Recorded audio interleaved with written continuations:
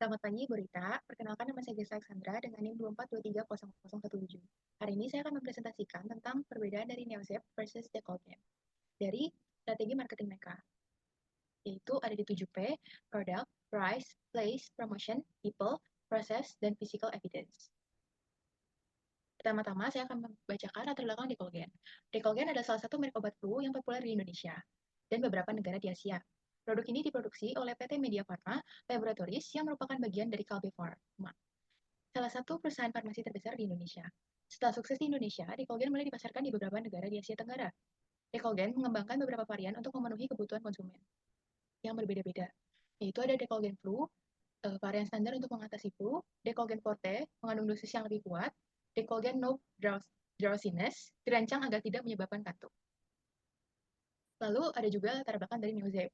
Neozep sendiri berasal dari Filipina dan diproduksi oleh United Laboratories, salah satu perusahaan farmasi terbesar di Asia Tenggara. Produk ini dikenal sebagai obat flu yang efektif untuk meredakan gejala seperti demam, hidung tersumbat, bersin, dan sakit kepala. Setelah sukses di Filipina, Unilab mulai memasarkan Neozep ke negara lain, termasuk Indonesia, Thailand, dan beberapa negara Asia lainnya, melalui platformnya e-commerce. Neozep meluncurkan beberapa varian seperti Neozep Forte, mengandung decongestan dan antihistamin untuk flu berat. Neozep non-drowsy mengatasi flu tanpa menyebabkan kantuk. Neozep sirup, varian sirup untuk anak-anak. Baik, sekarang saya akan menampilkan perbandingan strategi marketing 7P. Yang pertama ada di produk. Decolgen sendiri memiliki beberapa varian, yaitu Decolgen Flu, Decolgen Forte, Decolgen Nodron, Ines, untuk menyelesaikan kebutuhan pengguna. Dan berikut adalah foto-fotonya. Kemudian untuk Neozep memiliki beberapa varian utama, yaitu Neozep Forte, Neozep Non yang lebih sederhana dibandingkan Decolgen. Nah, yang kedua untuk price, Decolgen sendiri dijual dengan harga sedikit lebih tinggi dibandingkan Neozep, karena memiliki brand awareness yang lebih kuat di Indonesia. Harganya lebih mahal disebabkan oleh promosi yang lebih agresif dan distribusi yang lebih luas. Untuk Neozep, harganya itu lebih terjangkau, terutama di pasar Filipina, yang merupakan pasar utamanya, lebih kompetitif dibandingkan Decolgen di Indonesia, menjadikannya alternatif yang ekonomis bagi konsumen yang mencari obat flu berkualitas dengan harga yang lebih murah. Yang ketiga ada place, atau distribusinya.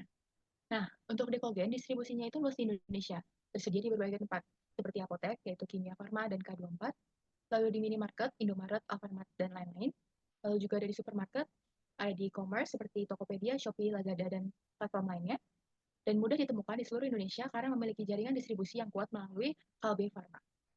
Untuk Neozep, distribusinya itu lebih kuat di Filipina, dengan jaringan yang luas di berbagai toko obat dan apotek.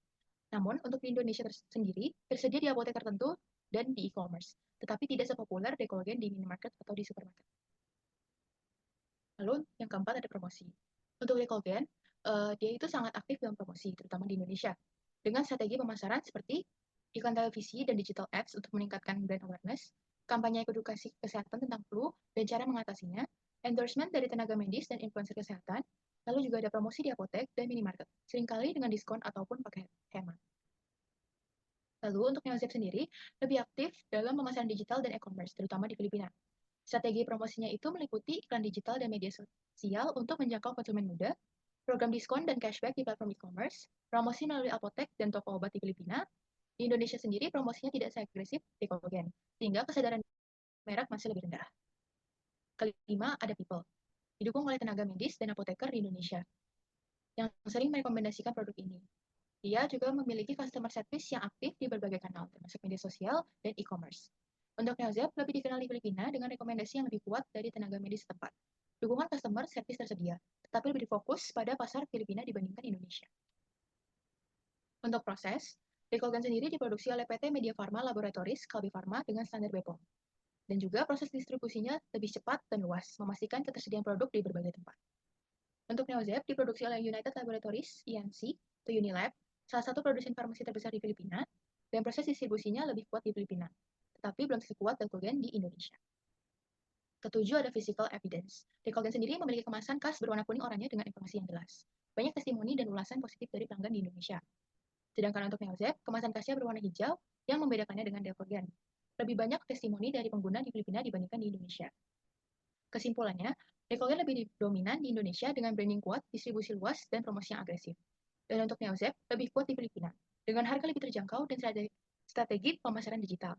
Dari segi harga, Neozep lebih murah, tetapi Decogen memiliki banyak varian yang disesuaikan dengan kebutuhan pengguna. Distribusi Decogen lebih luas di Indonesia, sementara Neozep masih terbatas di apotek dan e-commerce. Jadi, jika mencari obat flu dengan distribusi luas dan branding yang sudah terpercaya di Indonesia, Decogen adalah pilihan utama. Namun, jika ingin opsi yang lebih ekonomis dan tetap efektif, Neozep bisa menjadi alternatif yang baik. Sekian presentasi saya, terima kasih.